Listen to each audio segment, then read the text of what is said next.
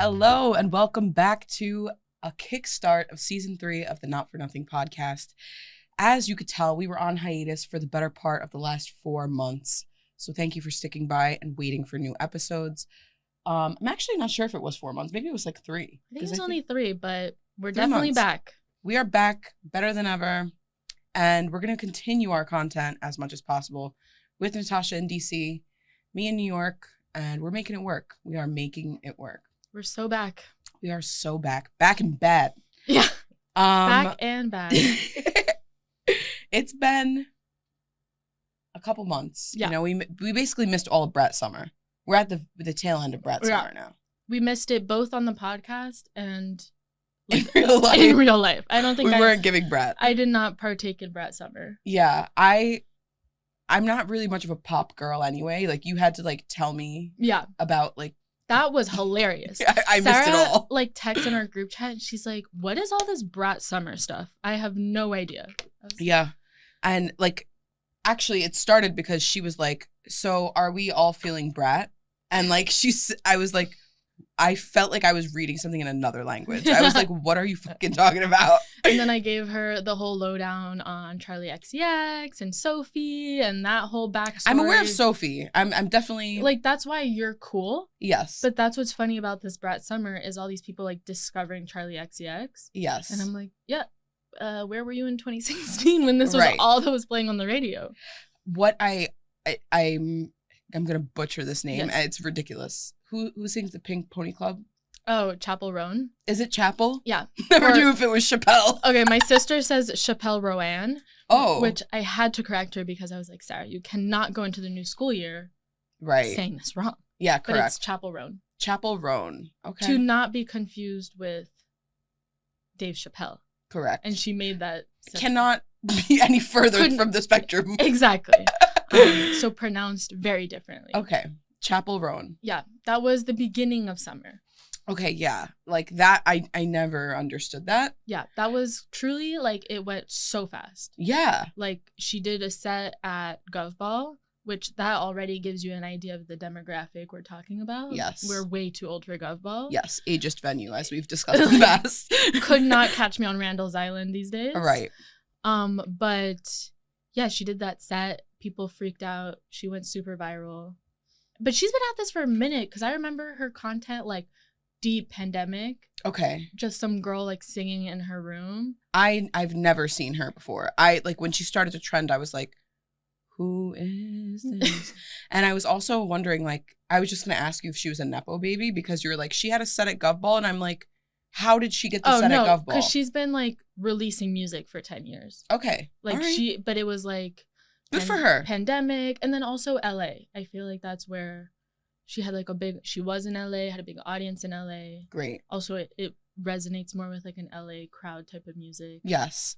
You know, anyone who's getting to it on their own without the Nepo baby syndrome, I'm all for it. She's like some Midwest, like... She is. Yeah, like Midwestern Princess. That's the name of her album. I didn't even know that. So yeah, goes to show you. She's very hardworking. And Charlie XCX too, not Nepo baby. Okay. Oh yeah.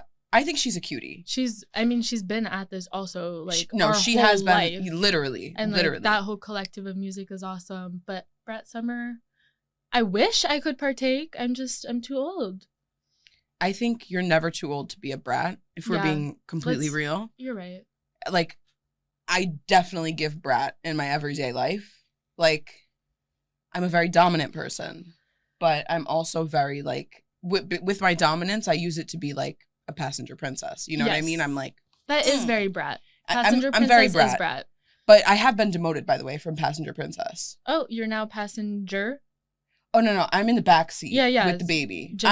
I'm a slave to my child. That's what I am. You are no longer allowed in the front seat. Correct. So, yeah. Does somebody sit in the front seat? Yeah, the driver. No, but in the passenger front seat. No. So you're just like full on in an Uber at all times at this point. I wouldn't call it an Uber because I feel like I'm providing the service. I'm providing the most critical service in the car. Keeping the child safe. Keeping the child safe, keeping the child quiet. Oh, yeah. He's a screamer. Really? Oh, yeah. So maybe he's Brat. He's 100% Brat, but I do think he gets it from his mama, you know? 100%. All right, cool. So as Brat summer comes to a close, Yes. we're entering what you've called fiscally responsible fall. And I think that needs to be talked about more. Yeah. Brat summer is expensive. Going to the club is expensive. It is. Drugs are expensive. Yes. Ubers home from the club are expensive. That's right. Pizza after the club is expensive. Uber eating food the next day because you're incapacitated. Correct. Expensive. Very expensive. And so I saw a tweet that was like talking about how Brat summer is all the credit card debt we've accumulated throughout the summer. Wow. And I'm like, so Brat summer is going to be following me into the next few years? So I'm actually a Brat for life. Right. But yeah, fiscally responsible fall. I think we all need to focus up. We're railing it in. I'm couponing. Oh, couponing Is my favorite. Sweetheart, I'm starting to dye my own hair. We're regressing. Yeah. We are regressing. You're back. But it's very Brat of you. No, Brat of me would be using someone's card to get my hair done. Or dyeing it yourself, but like hot pink. Yeah. Like bleaching yourself. Should I dye my grays hot pink? That would be funny. That would be funny. Like if you did red. But you you hate hate the red. black red, yeah. Yeah, and red, I feel like it just gives thought.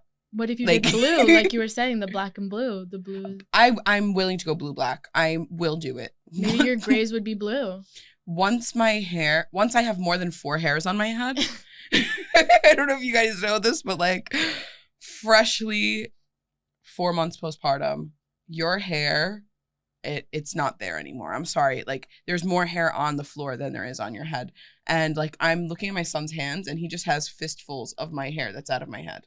That's crazy. And he's not even pulling it out. I don't even know how it got into his hands. He's collecting it. You're like a cat. Yeah, I would say I'm shedding like a husky. You shed because your cat doesn't shed. Yes, very true. That makes me feel a little bit better. How is Gemini? She's great. She is living it up. She is big sis. Wow. Yeah. She'll walk over to Sal, give him a couple head licks, and walk away. Really? Yeah. She's nice to Sal? She is. She knows he's a tiny little vulnerable nugget. Yeah. You know? Yeah. So, one thing I wanted to talk about, not to make this centered around my birthing experience, Okay. but let's talk about something that happened to me in the hospital. It has me questioning, you know? You hear a lot about, like, how birth ruins your pelvic floor. Yeah. And how you have to do pelvic floor exercises and Kegels and all of that stuff to get your grip back. I'm in a situation where I literally had a nurse tell me, oh, I have never seen that happen with a patient before. Oh. And let me just say, that's not something that is something you really want to hear. No, I want to be an innovator in a lot of things, just not in medicine. Right.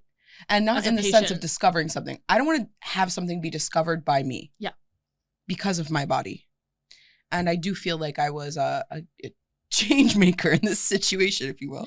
Are they going to name it after you? Yes. I You're don't the know. Simone Biles of birthing. I'm the Simone Biles of Foley catheters. So since I've had my baby, I've said multiple times, I miss my catheter. Like I wish, because, you know, if you've ever had a catheter put in, no matter what you got down there, it goes into your pee hole. They basically put a tube in your pee hole, and when your body has to go, you literally, I mean, I don't know if you don't feel it because I had a freaking epidural, so Yeah. I didn't feel anything. I couldn't feel my legs, but like you didn't know when you were peeing, basically. Like it would just slowly flow out of you. I miss that. I do. Because I want to not have to take bathroom breaks. Like, who has the time? Get diapers. I will not piss myself. Okay. There's a difference between catheter and pissing yourself. Catheter, very clean process. Okay. Because it goes in the bag. It goes in the bag. It takes itself out. You know what I mean? It's like a bag of trash that takes itself out. Yeah. A diaper, who wants to change? Like, Well, at some point you would have to, if you were doing a catheter at home. right. I had a nurse Yeah. who was just removing. So you would also like to have a home nurse. I would love a home nurse. I think I should be Not eligible. for the baby. No, for you. me. For me. Again, Brat. Giving Brat. Yeah, so I missed my catheter. While I'm in the hospital bed, I think I had a C-section. This is like the day after I had a C-section. My catheter is in, and they're like, we're going to have to take the catheter out tomorrow. I'm like, No. why? And And they're like, you have to get up on your own. It's a part of the healing process. And anybody who's had a C-section will tell you it's the worst pain you've ever endured in your life. Like, simply, very simply. Like, you cannot move. It's to the point where literally 7 layers of your skin has been cut into, where your organs are literally taken out and put back in and sewn up. They fall when you stand up. Yeah. Like, when gravity hits, you literally, your organs fall back into place. Yeah, because there's also no more baby. No more baby. Lots of space that's been accounted for where the baby was. So I was extremely sick while I was in the hospital. And I was there for 7 days. I don't want this to become my birth story, but from the day, I was basically in labor for 4 days. The first day I got there, I was like, I'm getting a little bit of a cough. Is there any way I can get around this, get an antibiotic started so I'm feeling better? You know, an antibiotic can't hurt if I'm going to be giving birth. Yeah. They're going to probably want you to be on some kind of antibiotic anyway. They're like, no, it doesn't seem like it's that bad. I'm like, I'm telling you, it's pretty bad. Like, my cough is starting to become like a pretty serious cough. Like, I feel an upper respiratory starting. And I have a history of lung issues. So, yeah. The next day, I'm like, no, my cough is getting worse. And they're like, we'll give you a COVID test. I'm like, I don't have COVID, but I do have an upper respiratory. I feel it. How about some cough drops? Refusing to give me an antibiotic. I'm like, you're acting like this is a controlled substance. Yeah, you're like, I'm not going to like get high off of this. My baby is not going to suffer withdrawals from me taking an antibiotic. So another day passes. I just was begging for this every single day, and my doctor hadn't shifted into the hospital yet. Yeah. So I got one at the end of my session, but until then, I basically had a C-section with a severe upper respiratory at the same time. So I'm coughing with a major abdominal surgery. That's the worst. So like, I'm experiencing the worst pain ever, as like, I'm like, every time I cough, I'm like crying because my stomach hurts so bad. So I have my catheter in. I'm coughing. I'm holding a pillow over my belly while I'm coughing to try to reduce the damage to the scars rupturing, my stitches rupturing rather. And the catheter flies out of me. And it leaves me questioning. What? The catheter flew out of me. You like ejected? Twice. 2 different occasions. So your pelvic floor is like very strong. So that's my question. Do I have the world's weakest pelvic floor? Or do I have a gorilla grip? Can't tell. Because you like ejected. They've never seen it before in the hospital. That's crazy. So do I have a scientifically groundbreaking gorilla grip? Do I have a scientifically groundbreaking gorilla grip? Wow, that's a tongue twister. Groundbreaking gorilla grip. Yep.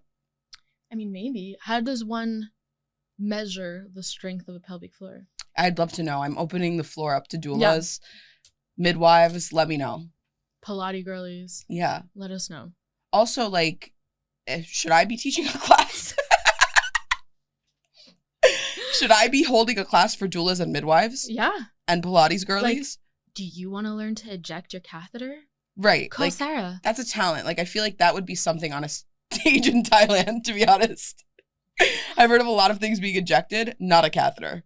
Do you know if this is something that runs in your family? No, I have no idea. But everybody was shocked about it. Let's just put it that way. That's crazy. Also, did it like...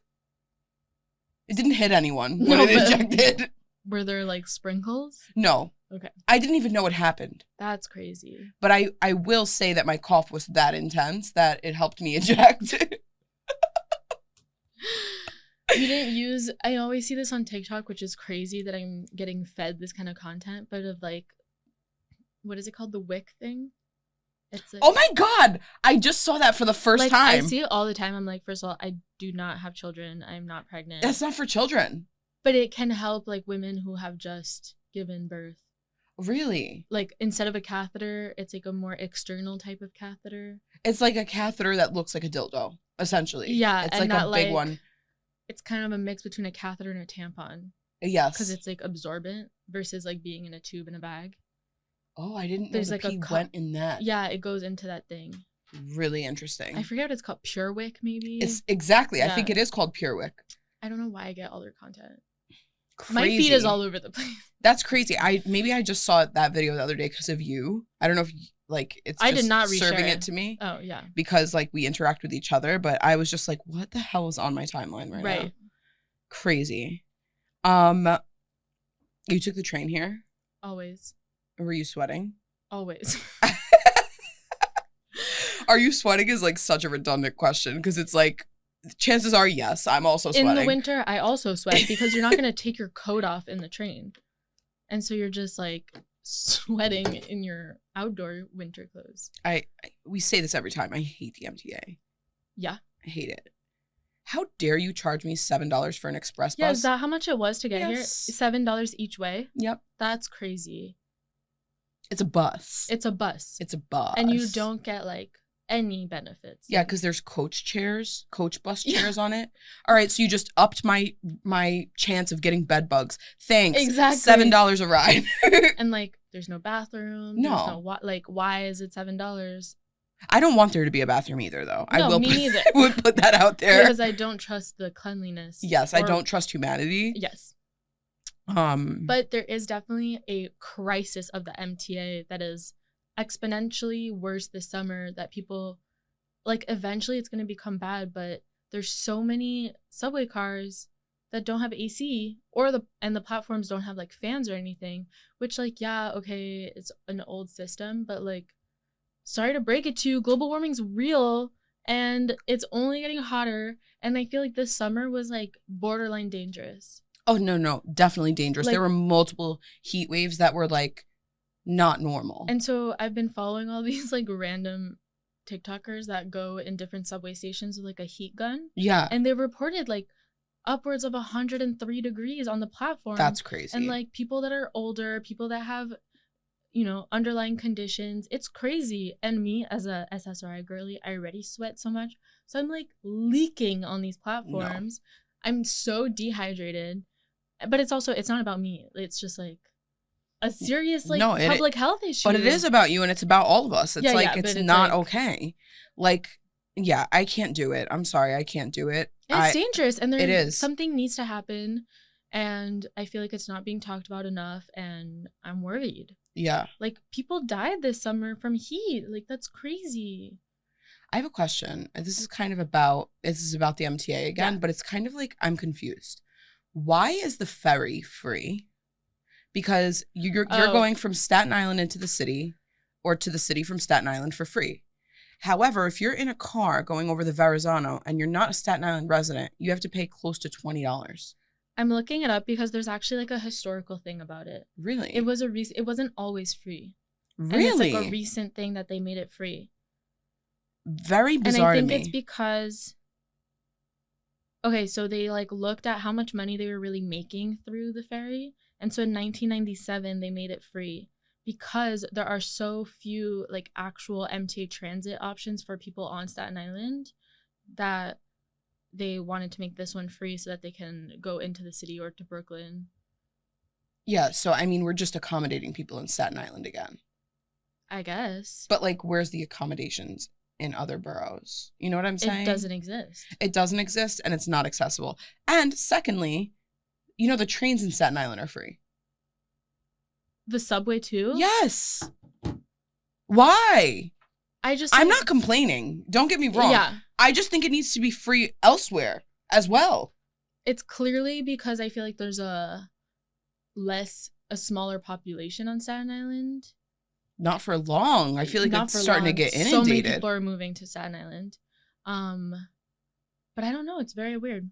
Crazy also, I just think because they probably weren't making money and like, but yeah, where is the additional revenue coming from to cover for that? Yeah, and somebody's operating it. You know what I mean? There's still people working there. Weird that the subway's also free. Very weird. And granted, it only goes within Staten Island. Yeah. It doesn't go into another borough. There's 2 lines, right? I don't know. I think it's super limited. The buses, there's a bunch, but like. And the buses, of course, cost money. Yeah. And again, the express bus expensive for no reason. I'm so like, weird. Okay, you're gonna charge us to go into the city. The amount of difference, like if the bus is $2.75 normally, yeah, and it's $7 to get on an express bus, you're taking that extra like $4 ish to pay for the ferry. To pay for the toll. Like to pay for the toll, I guess it does pay for the ferry. They're like, let's charge more on the bus, get more people to take the ferry. I don't know. And the ferry, they're probably like, the wind is the AC. I mean, the ferry's nice, but it's like, yeah, it's not a feasible commuting. Like it's not easy to get to the ferry station either. It's you know like what I'm saying? novelty. Like, it is, exactly. There needs to be a better option that's not like, and even the ferry in general, like they're trying to make it happen. It's like, hey, why don't you just take the boat to work? No. Crazy. But yeah, Mayor Adams really gotta get on the. Not my mayor.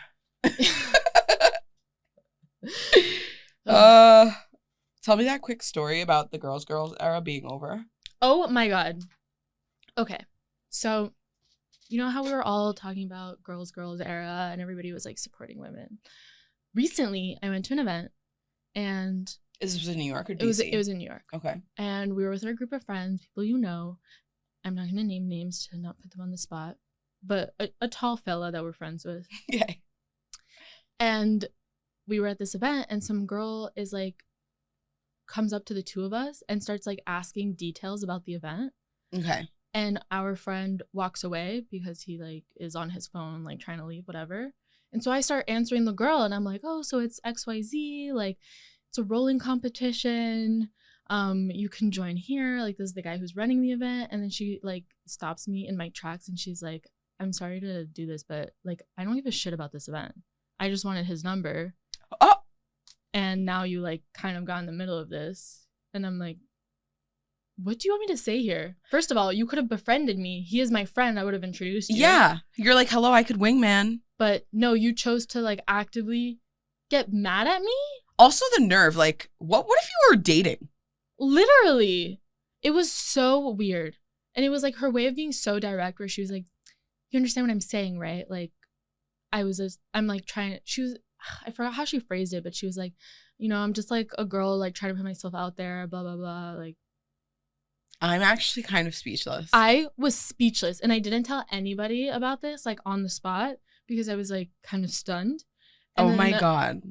Like, as I was decompressing, I texted our friend who was the man in question. I was like, I have to tell you the funniest story. Was he interested? No, he was like, oh, what person, blah, blah. Like, he was literally on his way out. He was like hugging us goodbye. He's like, I didn't even notice her. He was like, I was That's probably crazy. going on a date with somebody else, like leaving, you know? Insane behavior. And I was just like, why? That takes shoot your shot to the next level. It's shoot your shot, but it's also like, why are you getting mad at me? Right. Now like, I felt bad and uncomfortable at this event, and I was like avoiding her the whole time. And now I'm not wingmanning for you. And now, if I ever see you talk to him, I will be telling him this story. Right. Because that gives major red flags. Dusty. I'm just like, we could have been friends. Crazy, yo. That's actually so rude and so direct. The best way, you like just befriend the friend. Right. That's the easy way in. That's such an easy way in because I will always wingman. Like, I have put him in touch with other people that I've like thought would be good matches. Right. Oh my God. So weird. So yeah, I think the God. girls era is over because the girls are thirsty. I think like there's a like sense of feral that's happening right now. I think there's like a new type of desperation in the city where people are like, I don't give a shit who's in my way. I'm locking down a man this year. But like, you didn't lock him down and you made an enemy. You made an enemy. I mean, it might work on the next one. But it might be the wrong bitch. Literally. She's lucky it was you. Like, I could have gotten mad back. That could have been your man. You know what I'm saying? Like, do that to me. Just watch what happens. Watch. Yeah. That is a threat. Okay. We'll see you on the next episode of Not For Nothing, which is coming back every Tuesday. Don't forget, like, comment, subscribe. And be a girl's girl. Be a girl's girl, please. Don't yell at somebody for cock blocking you. Just don't yell at anyone in general. And literally don't yell at anyone. Except... If you want to yell, you're going to see the opposite of demure. Right? Happy Tuesday. See you later. See you soon.